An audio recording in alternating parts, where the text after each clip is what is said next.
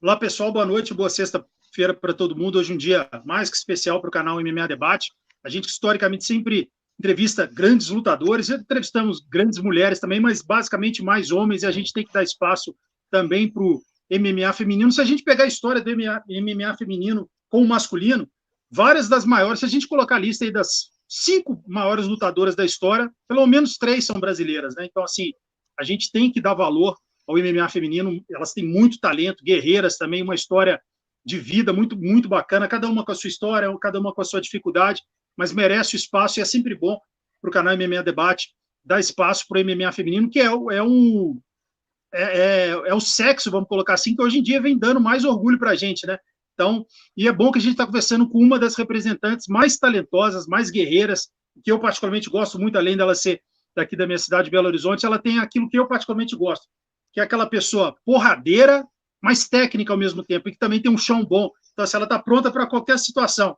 E a última luta dela, a gente viu ela fazendo a gringa correr, que foi um negócio muito bacana também. A gente relembra daqueles lutadores, daquelas lutas antigas, do Pride, daquela coisa, daquela rivalidade, da provocação. E ela é uma pessoa muito simpática, né? Desde o primeiro approach que eu tive, super receptiva, super simpática. E esse lado dela ser simples também faz eu apreciar muito mais ela que a Norma Dumont.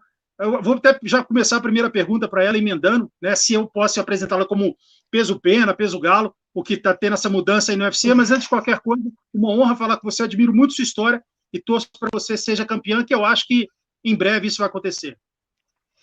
Cara, te agradeço, muito obrigado pelo convite. É sempre uma honra aqui estar conversando com a galera, mostrando, né, o nosso trabalho ele não é só dentro do octógono, ele também é fora, a gente faz esse contato com o público e vocês que são essa porta pra gente. Então, eu fico muito feliz, principalmente sabendo que é um Belo Horizontino, a galera daqui também, eu fico feliz demais em ver o quanto que está crescendo essa vibe do MMA aqui em BH, isso, né, no estado de Minas Gerais, e eu fico muito feliz com isso.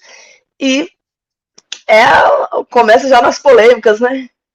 Próximo peso galo em dezembro. Realmente a divisão peso-pena tá. Eu não vou dizer que tá 100% fechada, mas para mim tá. Para mim já não tem mais luta na divisão.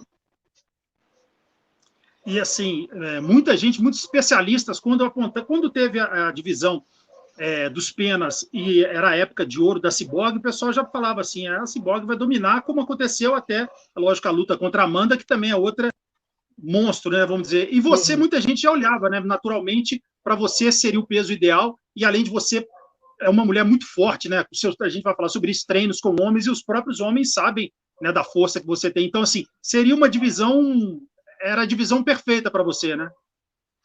Cara, vamos dizer assim que há um tempo atrás, o próprio Instituto de Performance do UFC lá em Las Vegas, eles me avaliaram e falaram que eu não bateria o peso de 61. Então, eu já tinha desacreditado do peso de 61. Quando o UFC falou a primeira vez que queria cancelar a divisão, eu cheguei até a pedir que eles me liberassem, então, que eu ia para o PFL para disputar o GP do 66. Só que aí depois eu comecei todo esse processo, desde que eu entrei no UFC, o meu marido, ele nunca aceitou isso muito bem. Ele sempre falava assim, cara, eu acho que você bate. E ele começou a estudar, ele foi formando em nutrição, foi formando, fazendo muito, a gente ficou um tempo nos Estados Unidos, ele estudou lá, ele foi se especializando, por fim ele pegou e falou assim, olha, eu vou fazer o seu trabalho de corte de peso. E ele fez, e eu bati os últimos pesos muito bem, muito leve, e a gente começou a acreditar novamente na possibilidade de retornar para o 61. Eu passei na mão de muito especialista bom, de muito médico, de muito nutricionista, e a galera sempre tentava alternativas muito, muito ruins para atletas de alta performance, como remédios, como uma dieta muito restritiva, e depois me dava muito rebote. E ele não, ele ficava tão inquieto com aquilo que ele se dedicou os últimos 4 anos a estudar só sobre nutrição para me ajudar. Tanto que hoje ele é formado nutricionista, hoje ele atende várias pessoas, mas ele começou com isso por minha causa. E aí nos últimos 2 cortes de peso eu cheguei muito leve. Dessa última luta, por exemplo, mesmo, eu lutei muito leve, eu lutei com 69 quilos só, a Chelsea devia estar liberando no 7,4, 7,5, que era o que eu lutava antes, eu retornava para bater o peso com 73 no dia da luta, 74. Então, hoje eu acredito que eu consigo sim bater o peso de 61 de uma forma saudável. Não vai ser fácil, eu vou realmente ter que ficar ali um tempo maior, numa restriçãozinha, né? Eu tenho que tomar um cuidado, ainda mais que é a primeira vez, assim, depois sei lá, 8 anos, então eu vou ter que ir com um pouco de cautela, mas eu acredito que a gente consiga, assim, bater o peso de 61 hoje de forma saudável. E como que é isso? Como que é isso para você? Queira ou não, na sua cabeça você deve ter pensado, você junto com seu marido, pensado, pô, agora eu estou no 66, né, eu sou muito, muito forte para a categoria, muito talentosa, muito agressiva, e assim, já ficava até deslumbrando, assim, vislumbrando aquele lance, pô, será que um dia, mais 2 lutas, eu já vou ter o title shot, aquela coisa toda, e aí chegam para você e tiram tudo isso, e vai ter que voltar todo aquele planejamento de estar no peso galo, assim, é sempre mentalmente você tendo que trabalhar essa parte também. A sua carreira é muito isso, né? Cara, minha carreira desde que eu entrei no UFC está sendo assim, e isso me gera muito desconforto, porque se você pega ali um atleta, igual o meu caso, que tem vitórias excelentes dentro da organização, uma posição excelente dentro da organização, né, de grandes vitórias, chama muita atenção. E ao mesmo tempo, eu nunca sei se eu estou empregado ou não, independente da performance, é muito complicado.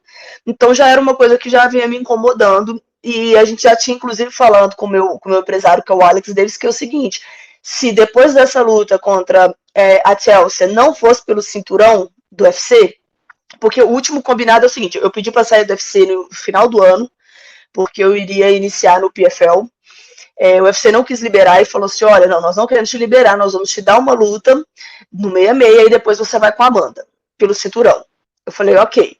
Me deram a Carol Rosa, eu venci a Carol Rosa, e aí a gente já foi mandando mensagem falando, e aí, quando que nós vamos lutar com a Amanda? Aí eles já responderam assim, olha, não sabemos, acho que a Amanda não volta. Tem a Chelsea, que é a única atleta do BB que você ainda não enfrentou. Quer lutar? Eu falei, cara, tudo bem, mas não é um atleta que eu queria, entendeu? Eu acabei de vencer uma top 10 do 61, e aí eu já pego uma atleta que nem não tá no ranking, e é uma atleta grande, pesada, sabe? Traz seus riscos, e eu indo sem nada, tipo, nada de vantagem. Mas eu falei assim, eu gosto de luta, né? Eu gosto da confusão. Eu falei, então tá, então me manda. Mas eu já falei com eles, falei, olha, a próxima luta, se não for pelo cinturão, também não me interessa, porque eu não vou ficar aqui batendo em pessoas que estão chegando à organização e não vou ter futuro nenhum aqui dentro, vou ficar ali só ganhando meu salário. E então eu já tinha falado com o meu empresário, que seria, se não fosse a próxima pelo cinturão, essa seria a minha última luta na organização de peso-pena, que eu iria tentar descer pro 61 de qualquer forma, porque eu não vou ficar ali brigando sozinha na divisão que realmente não se encontra ninguém para fazer uma grande disputa comigo, né? Então já estava meio que pré-acordado e por este motivo eu já estava ficando com um peso muito baixo. Já estava mantendo, no último corte de peso mesmo eu tirei só 2 quilos, fiz em 2 horinhas, a gente fez sauna ali rapidinho, bati o peso super suave. Então já estava ficando bem mais leve e comecei a sentir o peso da Chelsea também, que eu já senti a Chelsea bem mais pesada que eu, bem maior do que eu na luta, então já estava começando a ficar um pouquinho perigoso. Vou fazer uma pergunta para você, lógico que a próxima luta vai ser, quando acontecer, vai ser nos Galos, mas queira ou não, essa última sua luta, eu vou fazer uma pergunta específica sobre ela, mas vou fazer uma pergunta só sobre todo esse hype que aconteceu, né, sobre a provocação, aquela coisa que você ficou ali, realmente deu para ver que você ficou nervosa com o que aconteceu, e depois na luta foi um massacre, né? Mas assim, gente do mundo inteiro, não só sites brasileiros, mas sites de luta do mundo inteiro repercutindo, virou meme, Forrest Gump, aquela corrida dela. Queira ou não, você pode aproveitar isso para quando chegar nos Galos, você exigir também que mais uma vitória sua lá, você já tenha direito a um cinturão, porque queira ou não, aproveitar o hype desse momento, né? Que você tá, essa sua última luta tá na crista da onda, né? Na verdade, assim, o que acontece é que os matchmakers do UFC gostam muito de mim, assim, do meu estilo de luta.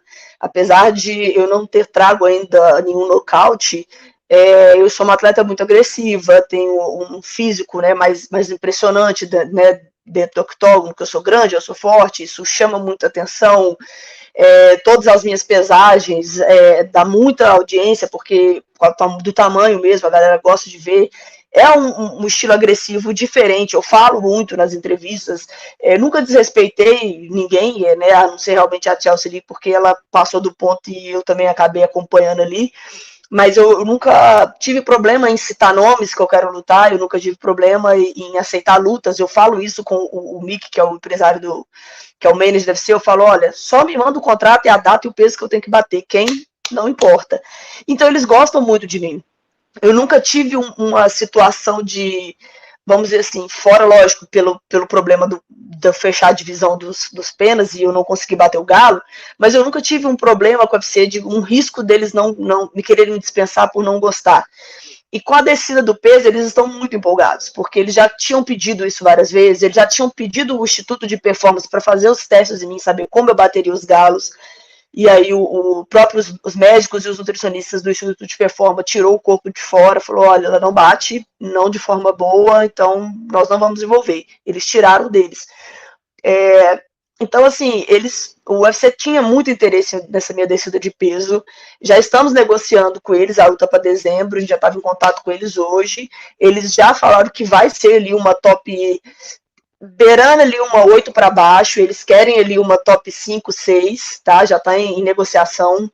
Então, eu acredito que batendo o peso galo e vencendo uma 5, 6 ali, dependendo, né, de quem vier, eu acredito sim que a gente já se coloca na porta de uma disputa de título, porque eu já era a top contender da divisão de cima, então eu já desço ali da mesma forma.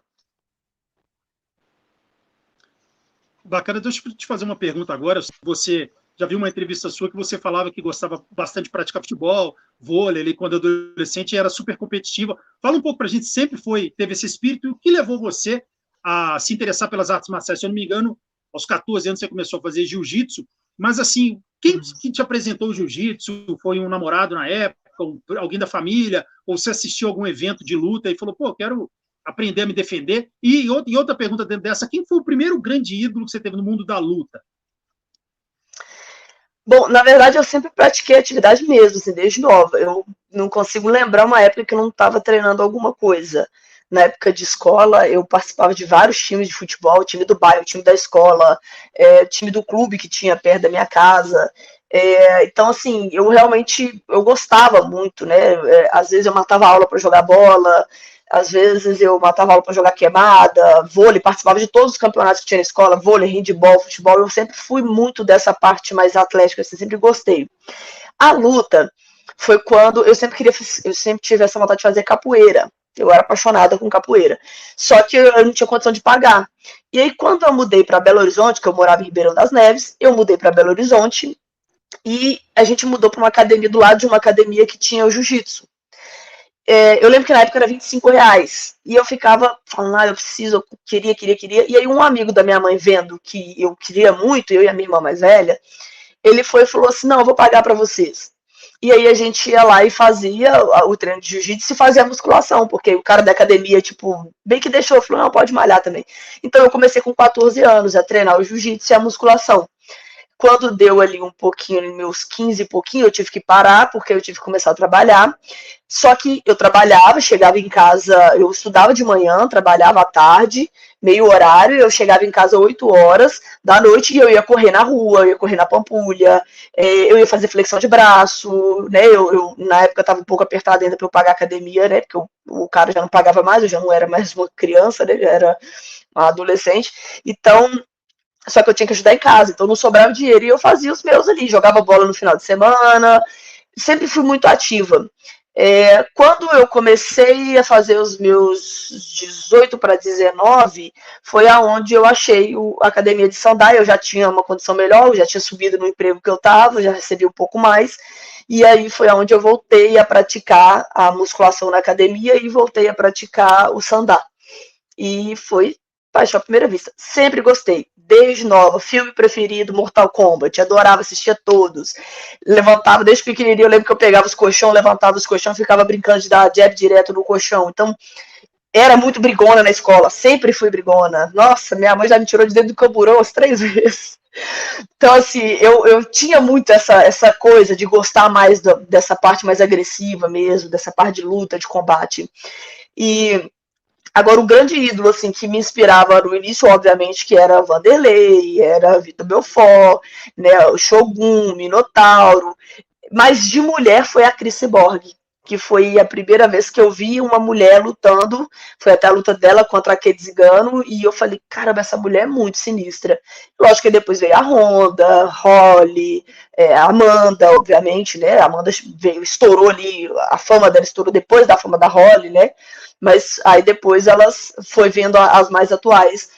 E eu acompanho desde que começou o MMA feminino. Na verdade, assim, antes eu até assisti uma luta ou outra de UFC, mas eu comecei a acompanhar mesmo o UFC quando começou as lutas da Holly. Que aí eu, toda vez que tinha luta feminina, eu parava tudo. Tinha luta daquela, que é o evento que ela iria lutar, eu parava tudo para assistir. Tinha uma que era antes da Cris, que acho que até a Cris aposentou ela, que ela tinha a fama de ser muito bonita, mas ela era do Muay Thai, uma porradeira também, e lutou. A Gina, não, acho que é Gina Carano. Gina Carano, desculpa, isso mesmo. A Gina Carano. Que agora tá fazendo filme, né? Depois ela virou atriz, mas ela também foi a primeira mulher, assim, até antes da Cris. Lógico que a Cris é muito mais talentosa que ela e provou isso, mas ela foi a primeira mulher que, até mesmo pela estética dela, aquela coisa toda, ela fez ali uma grande propaganda inicialmente pelo... Não que ela tivesse só estética, ela era uma lutadora muito boa também, sim, mas ela foi a primeira que deu aquela propaganda para o mundo começar a ver que existia o MMA feminino também, né? É porque assim, a gente não pode ser hipócrita, a gente tem que ser sincero. Para você entender, para você conseguir jogar o jogo, você tem que entender ele.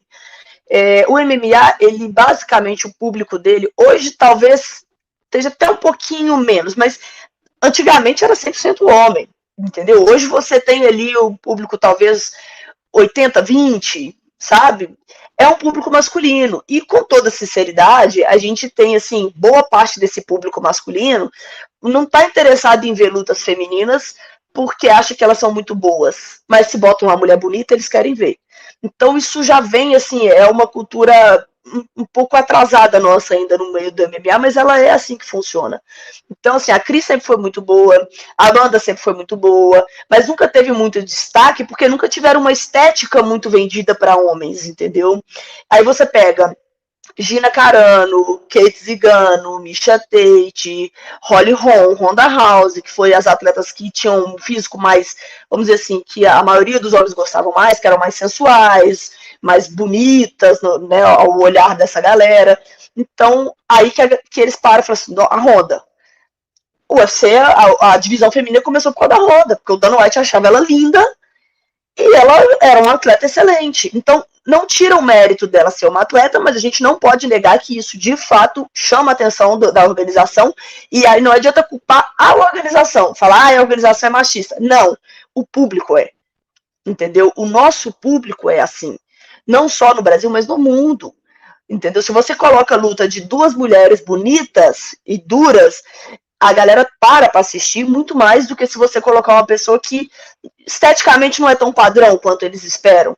Então essa é a realidade. Talvez esse tenha sido o grande motivo de que mesmo que a Amanda tenha superado a Ronda em todos os possíveis títulos, de defesas de títulos e em formas dominantes de vencer, mediamente falando, ela não superou a Ronda.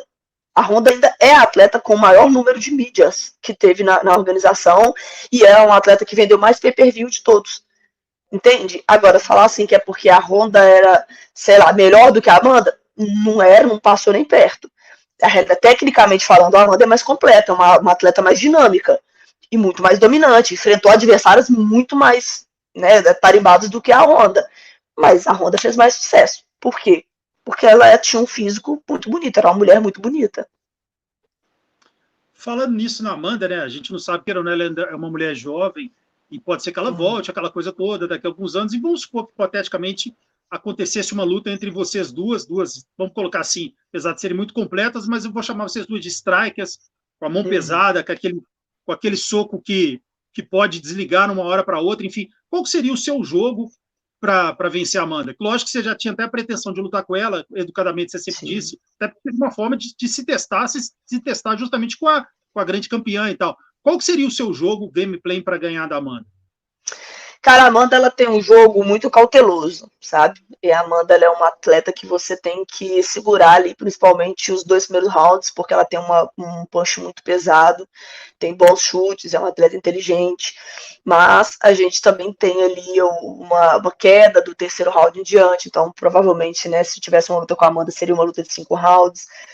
A Amanda é uma atleta que ela gosta de ter controle, então você tem que tirar ela dessa zona de conforto, tirar ela do controle, movimentar muito, que isso também é incomodo. Se a Amanda, se você ficar plantada na frente dela, é a mesma coisa de mim. Se você ficar plantado na minha frente, eu vou batendo até a juiz parar, não tô nem aí. A Amanda tem essa mesma característica. Então eu acho que seria uma luta que começaria devagar, porque as duas atletas têm um QI alto de striker. Eu acho que no strike ali da divisão dos galos, a Amanda seria a única atleta que me faria usar mais dessa concentração dentro da luta. Não cai muito em finta, não é uma atleta que cairia em qualquer armadilha, não é uma atleta que acusaria qualquer dor. Então, é uma atleta que talvez o primeiro round ali seria muito morno, muito estático, e depois a luta ia começar a engrossar o caldo. Eu acredito que eu tenho mais velocidade que a Amanda na mão, mas ela talvez tenha mais poder de nocaute que o Bill, porque afinal de contas ela conseguiu nocautear mais. Não é questão de peso, mas é o jeito que bate. O time, talvez, de pôr a mão dela ainda tá melhor do que o Bill, porque ela conseguiu nocautear mais, mas eu sou mais veloz que ela e causo mais danos que ela. Então eu acho que seria uma luta assim, bem estudada no primeiro, segundo round. Acredito que do terceiro em diante ela iria começar a tentar me derrubar. A nossa ideia era exatamente trazer o desconforto na trocação para Amanda, para que ela começasse a tentar derrubar, e com o meu peso corporal, e eu tenho uma habilidade muito boa de defender queda, é muito difícil me derrubar, eu sou um atleta com quadril pesado, tenho boas reversões, e ali a gente trabalharia e começaria a minar o gás da Amanda. Essa era a nossa estratégia de luta, para na hora que ela tentasse derrubar, a gente impedisse e começasse a contragolpear ela ali nesse jogo. Mas eu acho que seria uma luta que seria definida, talvez quarto, quinto round, e o primeiro seria bem devagar.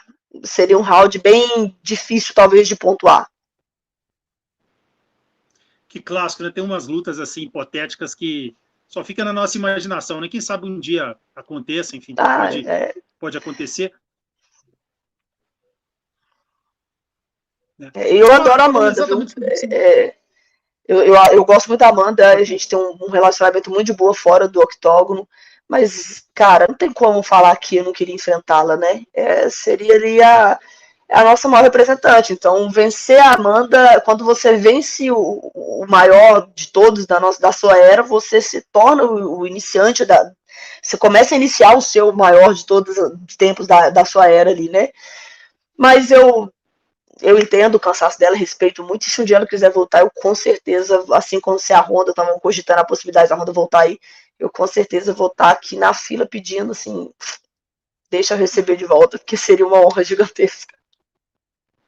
Com certeza. Falar do Sandá, né, que foi a outra arte marcial, e eu reputo a arte marcial que você representa, se a gente pensar, lógico, você fez e pratica outras artes, mas a gente pensa ali você como uma striker do Sandá, e é uma arte marcial que tem também time, precisão, saber dar o golpe na hora certa, um índice de acerto muito grande, e tem uma característica que eu acho que deve ter sido muito diferencial no início ali, que é também poder, além da trocação, a parte de quedas.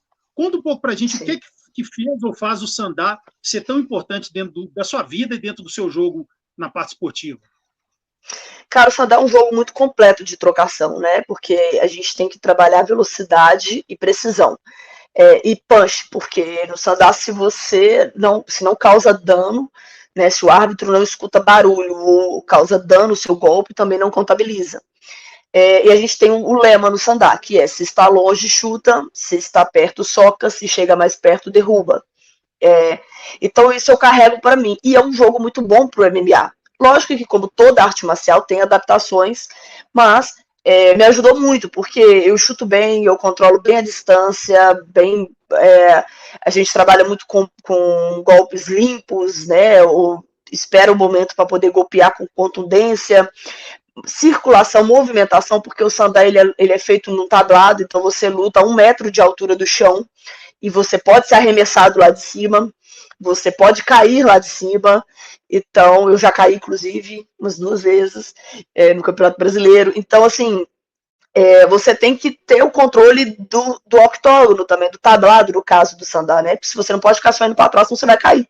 Ele é um pouco menor que um octógono e não tem grade, não tem cerca, não tem nada. Você cai mesmo. Então, toda essa dinâmica da trocação do sandá eu trouxe para a luta, e pegada de perna, contra-golpe em cima de chute, reversão de queda. No sandá as quedas são muito rápidas, você tem 3 segundos, a partir do momento que clincha, o árbitro contra 1, 2, 3, se não derrubou, ele separa.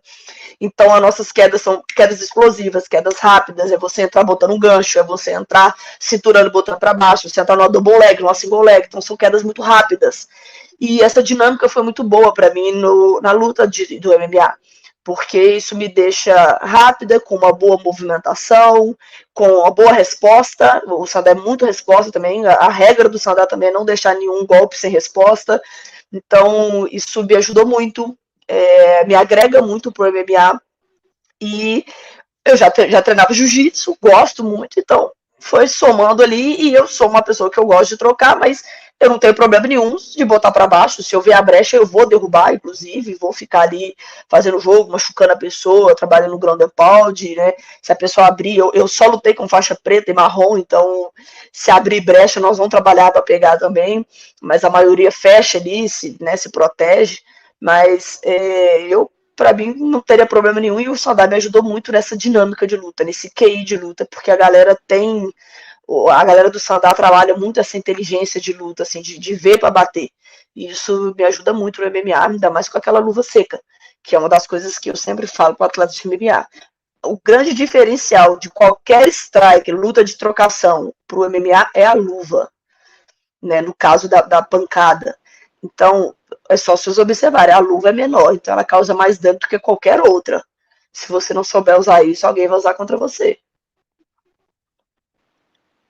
Perfeito. Falando nisso do sandá, você como uma representante, uma pessoa que gosta da modalidade, representou em competições no Brasil inteiro. Existem muitas competições aqui no Brasil, até mesmo para algumas pessoas vendo você, passam a se interessar pela modalidade, se inscrevam através do que você está falando, passam a se inscrever. O que faz ser apaixonante, não só nessa parte, porque você é uma atleta de alta performance, que usa o sandá também no MMA, mas uma pessoa que quer fazer como recreação, alguma coisa para desestressar, o que é o diferencial do sandá? E no mundo, uma outra pergunta dentro dessa, onde no mundo a gente encontra, dentro da sua visão, do seu conhecimento, ali os 2, 3 países que tem aquele sandá mais, que você já sabe que vai pegar alguém daquela região, você já sabe que o couro vai comer só de saber que aquela atleta é de lá? Então, na verdade, assim, eu acho que o sandá estava até um pouco mais forte há uns anos atrás. Quando eu competia, ele estava tendo uma crescente muito boa. Mas eu acompanho até a galera do sandá, infelizmente eu acho que deu uma caída, pelo menos no estado de Minas Gerais, ele deu uma decaída bastante, assim, o nível. As grandes equipes de sandá que tinha aqui fechou, inclusive a minha, eu mesmo fechei quando eu fui para os Estados Unidos, eu fiquei lá 1 ano, então eu larguei tudo. Mas é um esporte que, assim, hoje no Brasil ele é mais forte, se eu não me engano, em São Paulo, e acho que em Santa Catarina, se eu não me engano. Mas ele já foi muito forte em vários estados, tá? Era um campeonato brasileiro, era muito difícil. Tinha a seleção brasileira, que a gente se reunia para treinar 5 vezes por ano, de 2 em 2 meses a gente se reunia lá acho que é na USP, se eu não me engano, se eu não estou confundida aqui, era em São Paulo, a gente se reunia lá para fazer os treinos e era muito bom, assim. Hoje em dia eu acho que já não está mesmo na mesma pegada. Foi talvez enfraquecendo ao longo, a maioria migrou para o MMA e aí foi enfraquecendo um pouco. Mas o sandá é um esporte incrível, é um esporte que te trabalha muito explosão, inteligência, troca de direção, dinâmica, porque se você tem a opção de, tipo assim, você tá batendo em pé, você tá de longe, tá conseguindo bater de longe, controla, então mantém. Se talvez o chute não tá bom, a pessoa chuta mais que você, aproxime e usa suas mãos. Se por acaso ainda tá, uma pessoa é melhor no alto que você começa a derrubar e vai pontuando nas quedas. Então, ele te traz essas opções, né? Você não é um atleta, por exemplo, se você está ali na trocação com a pessoa e está perdendo na trocação, você tem a opção de migrar para o outro jogo, que é o que tem no MMA também.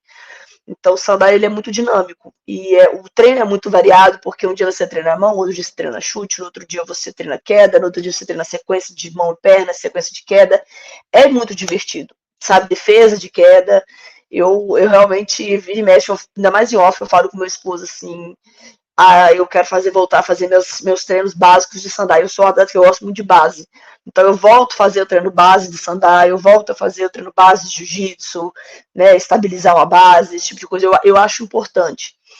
E no mundo hoje, o sandá, ele sempre foi muito forte na China, que é o país de origem, mas mais forte do que a China, se eu não me engano, uma época era a Rússia, que inclusive a gente tem o Muslim, que está no UFC também, que ele era chamado Rei do Kung Fu, que também era um grande campeão, é um russo, ele era o grande campeão do sandá. Na China, hoje a gente tem no UFC também a campeã, o Elizan, da divisão de 5-2, ela também é do sandá.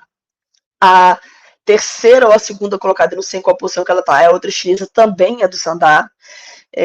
O strike é muito parecido com o meu, são atletas explosivas que controlam, derrubam bem, é difícil de ser derrubada, são atletas muito interessantes. E a gente tem também o Irã, que era um país assim que recebia boa parte das medalhas no Mundial, eles levavam. O Irã era muito forte no sandá também. Eu entendo até porque aqui no Brasil a gente pagava para ir para a seleção. Eu, inclusive, eu fui campeã brasileira algumas vezes, fui 6 vezes campeã mineira, e eu nunca fui para o Mundial. E era número 1 da seleção brasileira, do meu peso, de 65, porém eu nunca fui para o Mundial, eu nunca fui para um Pan-Americano, porque eu não tinha dinheiro para ir. E a nossa seleção aqui do sandá, a gente não recebia para isso. Né? Você não ganhava nada, nenhum real. Eu já gastava para ir treinar na seleção brasileira, que eu já não tinha, muitas das vezes eu deixava de pagar prestação de carro, de moto, para poder ir no treino da seleção. Então eu não pude competir no Mundial. E aí você pega o país como o Irã, por exemplo, cada medalha que eles traziam, eles ganhavam um valor em dinheiro, tipo $10 mil, $5 mil, dependendo da posição que você ficava.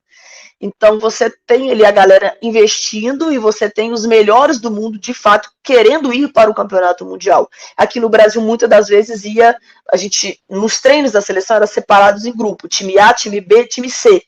E muitas das vezes, o time A, os principais, não eram todos que tinham condição de ir. Eu e meu esposo, por exemplo, a gente era do time A e a gente nunca foi, porque a gente não tinha dinheiro. Então eles escalavam o time B. Se o time B, do meu peso, também não tivesse condição, eles escalavam C. Então nem sempre ia os melhores do Brasil para o Mundial. Então por isso talvez a gente nunca tenha ficado tão bem posicionado. Já na China, eles pagavam tudo para os atletas. Já o Irã, além de pagar tudo para os atletas, eles também pagavam dinheiro para os atletas lutarem. Então você tinha de fato o número 1 deles. A Rússia é a mesma coisa, pagava para os atletas irem. Então você tinha de fato o número 1, né, o bom do país em cada peso, em cada divisão, disputando o Mundial. Aqui no Brasil, infelizmente, nem sempre ia o time A. Muitas das vezes ia mesclado o time A, B e C, porque era quem conseguia um patrocínio, quem tinha dinheiro para ir, ou quem conseguia ali uma forma de representar. Vou fazer uma pergunta para você, se eu estiver falando besteira, você me corrija, mas não comparando as artes marciais, mas eu acho que em termos de MMA, elas são muito eficientes. O próprio sandá, como a gente falou, por essa parte de trocação, e depois também tem a parte de quedas, e o sambo, que tem o Sambo Combat, né, que é uma forma de praticar o sambo, que também tem a parte de trocação, e você pode levar para o chão e finalizar, né, o grande Fedor Emelianenko, né, do ídolo aí de 10 a cada 10 pessoas que gostam de MMA, gosta dele até além de ser um craque, a postura marcial, aquele cara super educado, ele foi campeão várias vezes mundial de sambo. Você consegue ver essa correlação também que o sambo, principalmente por ter nos campeonatos essa parte de trocação e também pode levar para o chão e finalizar, tem também um diferencial quando o cara chega para o MMA? Sem sombra de dúvidas. O Khabib também era do sambo, o Makhachev também é do sambo. É porque a galera chama de... hoje em dia, talvez eles tenham focado mais no wrestling russo, né? Mas, na verdade, a base é do sambo. E o sambo tem isso, 2 pontos, né? O positivo do sambo para o MMA é que o sambo também trabalhava o chão já direto, então os caras derrubavam e já trabalhava para bater. Era com luvinha de MMA, uma luvinha bem pequenininha, então eles trocavam, derrubavam e trabalhavam o solo também, podendo finalizar ou podendo acabar batendo. O sandá, a gente lutava de luvão e você derruba. A regra do sandá, você não pode cair por baixo, então todas as quedas, por isso que é difícil derrubar o cara do sandá, a gente reverte muito bem, porque a gente não pode bater as costas do chão, é a mesma ideologia do judoca, não pode bater as costas do chão, então a gente não aceita muito queda direto, a gente já cai levantando, já cai de lado, já cai se defendendo, Mas o sambo também tinha pegada de pano, de kimono, porque não é bem um kimono que eles usam, né? Uma blusa mais curtinha assim, né? Eu esqueci o nome. Que inclusive no sandá, no Kung Fu, que é onde, né, o Kung Fu é da onde vem o sandá, também tem o esporte que pratica, que também tem essa pegada, que também tem a mesma linha de queda ali, né, chama judô chinês. Então, eu acho que são artes marciais que, quando o cara migra pro MMA, vem muito bem. O cara já vem com o pé lá, sabe? É diferente, por exemplo, o cara que vem do jiu-jitsu, ele tem que aprender o mais difícil, não é nem bater, ele tem que aprender a apanhar em pé e saber derrubar sobre tomando murro, tomando golpes, e é desconfortável. O cara que não é do striker, ele fica desconfortável recebendo golpes. E quando você tem um cara que é só striker, ele tem essa dificuldade de defender queda, de se defender no chão, de aprender a se virar na hora de cair, não aceitar a queda de costas. Então, eu acho que essas artes que você tem a mesclada entre o trocar e derrubar, você já vem a migração mais fácil para o MMA. Vou fazer uma pergunta para você. Muita gente fala, até em grupos que eu tenho de luta, o pessoal aponta você até pelo seu talento, pela força, por você ser uma mulher que fisicamente é muito forte dentro de qualquer divisão, assim como era a Amanda, como era a Cris, enfim. E muita gente já te aponta como, vamos colocar assim, não que a Cris continuou lutando, aquela coisa toda, mas ela mesmo já diz, né, que a carreira dela, o auge, ela já não busca mais, ela ganhou tudo, não precisa provar nada para ninguém, enfim. Você seria, vamos colocar, sucessora natural delas, até pelo seu jeito, a agressividade, o carisma, enfim. Você se cobra muito em relação a isso, que você sabe exatamente o potencial que você tem, a técnica, que você é muito forte, que você é talentosa, que se você preparada com um plano de jogo certo, é parada dura para qualquer pessoa. Você se cobra muito em relação a isso. Qual que é a pressão que você dá a você mesmo e como que você trabalha com isso para que isso não afete você, já que em termos de talento você é absurda mesmo? Cara, assim, eu vou te falar que não afetar é mentira, porque afeta, sabe? Eu sei disso e eu sempre penso muito que se eu fizer tudo certo, do jeito que tem que ser feito, ninguém vai me parar. Porque eu não vejo, realmente assim, apesar de querer muito lutar com a Amanda, eu via a Amanda a única atleta que eu teria ali uma dificuldade, porque ela também tem todas essas habilidades. É uma atleta inteligente, é uma atleta forte, é uma atleta que joga em qualquer área. Mas tirando a Amanda da divisão dos galos, agora que ela aposentou, eu não vejo ninguém ali para me parar. De verdade, respeito todas as meninas, eu acho que eu sou uma atleta que assiste muita luta, acompanho todos os UFCs, eu sei, as atletas femininas, eu sei todas as características de cabo a rabo. Então, eu não vejo nenhuma delas melhor do que eu em nada, tá? Talvez o jogo diferente, mas sabe, não me venceria, não consigo ver como elas me venceriam. Óbvio que na luta não é assim, né? Luta é luta. Mas teoricamente eu sei que eu sou melhor tecnicamente e fisicamente melhor do que elas e mentalmente melhor do que elas também. Então, eu me cobro muito, de verdade. Tanto que eu lutei semana passada, eu ainda tô com o pé direito com algumas lesões, o cotovelo também ainda não se recuperou, e eu tô treinando. A cara ainda tá um pouco manchada, ainda tá com um pouco de inchaço, e eu tô treinando, eu treinei sexta, treinei sábado, treinei hoje, vou treinar amanhã, então até discutindo agora com meu marido, que ele falou, você tem que parar de treinar, você tá em off, você precisa descansar, e eu falo, cara, não, eu posso diminuir um pouco de tatame agora, porque são 13 anos treinando todos os dias, eu tenho muita dificuldade de parar. Uma vez que eu quebrei o nariz com a Aspen LED, eu quebrei meu nariz meu rosto ficou muito inchado, eu tive ainda uma catapora, que minha imunidade caiu nos Estados Unidos, eu estava com a catapora toda esfolada, e eu ia correr todo dia meia-noite, porque era horário que a academia não tinha ninguém, e eu não podia ter contato com outras pessoas.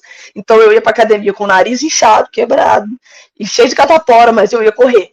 Porque eu me cobro muito, eu sempre penso assim, não, eu preciso fazer, entendeu? Se eu não vacilar, eu vou ser a campeã dominante, eu sei disso. Então eu fico me cobrando muito isso. Às vezes me atrapalha porque eu já tive 3 overtrains, que são excessos de treino, e isso atrapalha muito, né? Dá aumento de batimento cardíaco, dá estresse, o seu córtex pré-frontal fica um pouco desativado, então você fica menos racional.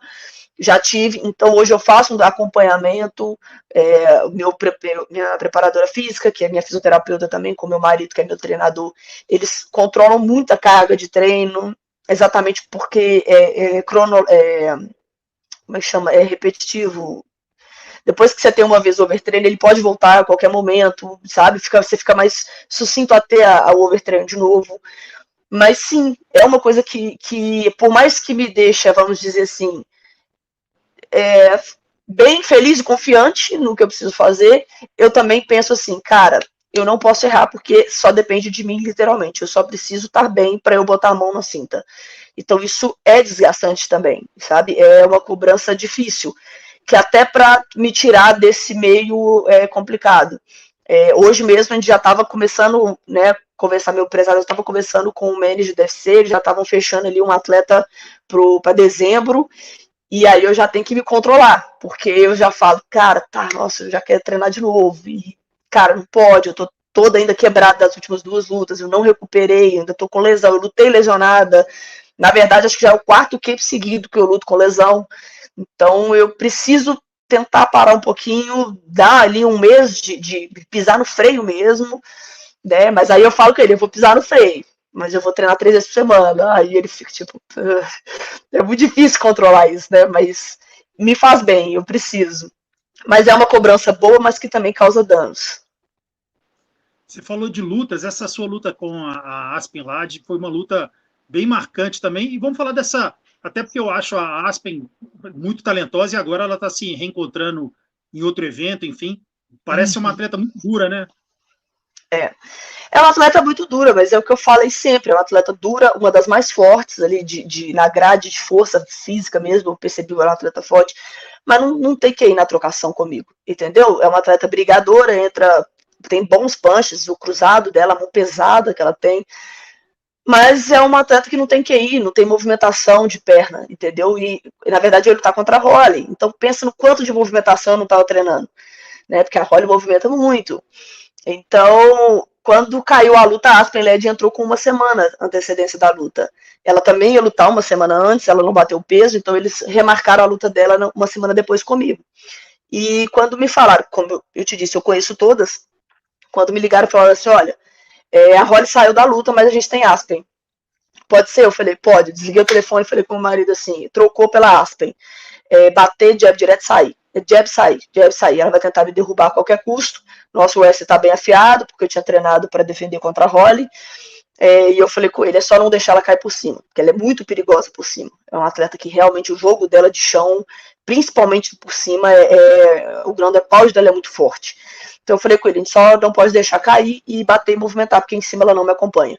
E foi o que a gente fez. Muitas das pessoas até reclamaram, falaram assim, você poderia ter batido mais nela em pé, mas é uma luta que traz o seu risco, porque a Aspen Ladd é uma atleta de uma boa explosão, de uma boa força, e se ela cai por cima ali, inclusive no 4º round, ela caiu 20 segundos por cima, ela quase me nocauteou, porque ela tem uma explosão física muito grande, entendeu? Se eu não soubesse me defender na hora ali, ela provavelmente poderia ter acabado com a luta. Eu que botei o joelhão e empurrei ela, mas ela é muito explosiva. Então, é uma luta que existem lutas e lutas, e tem luta que você tem que jogar assim na segurança de uma vitória boa, porque um erro pode ser fatal, principalmente contra atletas que têm as suas qualidades, entendeu? Principalmente que tem um físico bom.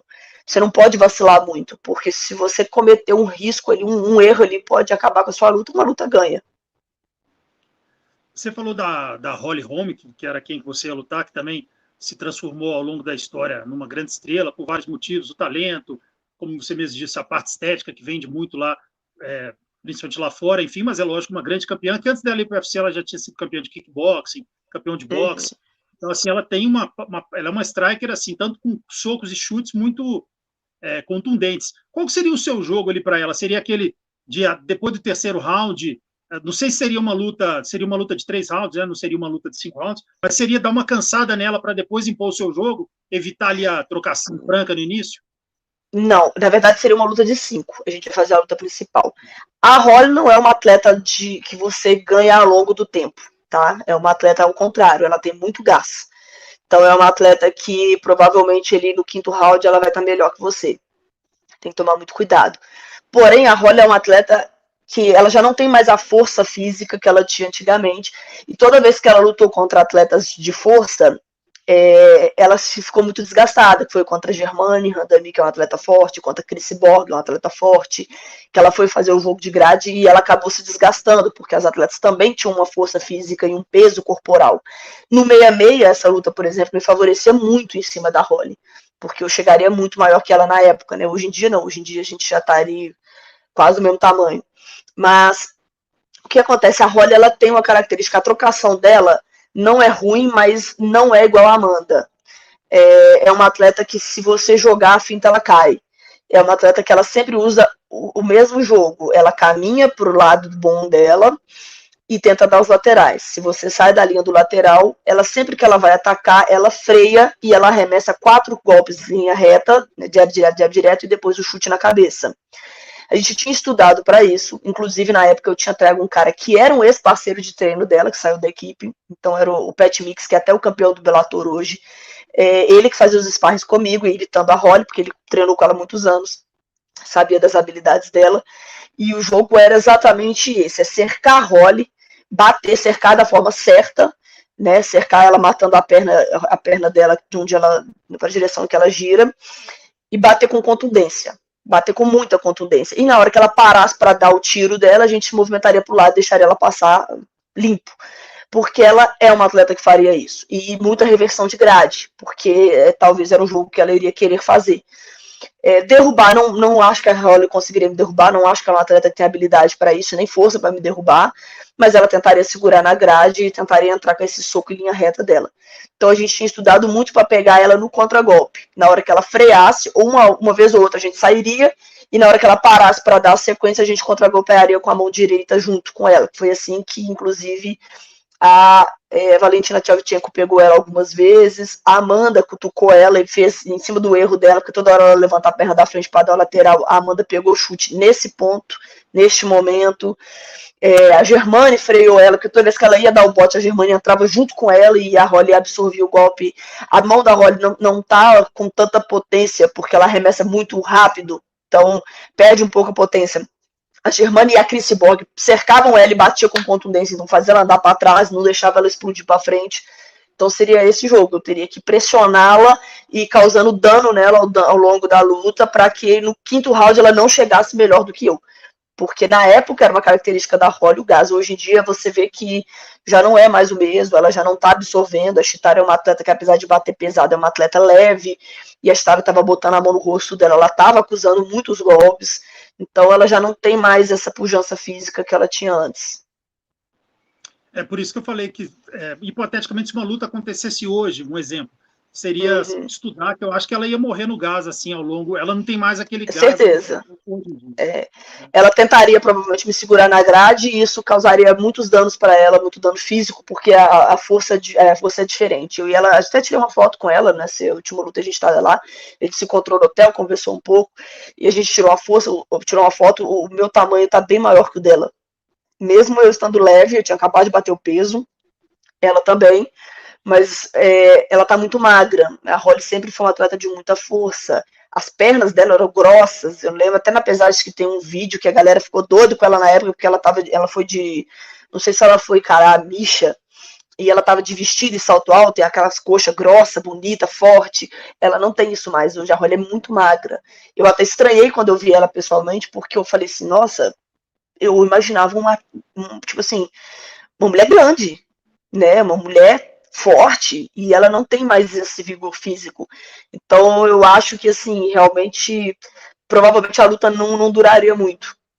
E principalmente por causa do punch, ela não tem mais absorção de golpes que ela tinha antigamente.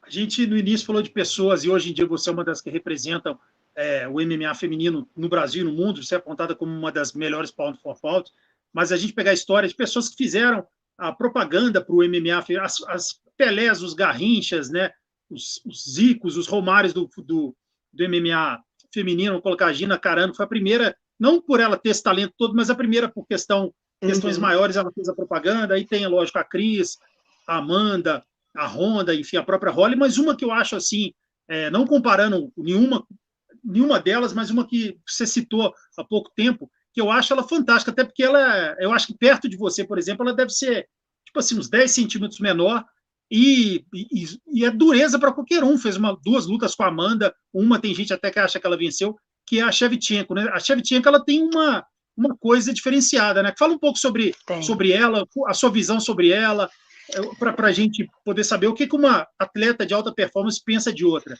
Qual que é o diferencial dela? Se você já teve alguma história com ela pessoalmente, se ela é gente boa, enfim. Já tive, sim. E eu sou muito fã da Valentina, né? Eu acho ela uma atleta inteligentíssima e adoro o striker dela, adoro a inteligência de luta dela. E aí, quando eu vi ela no PI a primeira vez, eu sabia que ela estava lá, porque eu acompanho ela, então eu via que ela estava lá, só que eu nunca encontrava com ela. Eu falava, caramba, eu falo com minha esposa, eu preciso encontrar a Valentina aqui, eu preciso encontrar ela. Aí um dia eu estava fazendo a preparação física, e ela chegou, ela é irmã dela. E aí, quando eu vi ela, eu fiz tipo, eu fiz um barulho, tipo, assustei.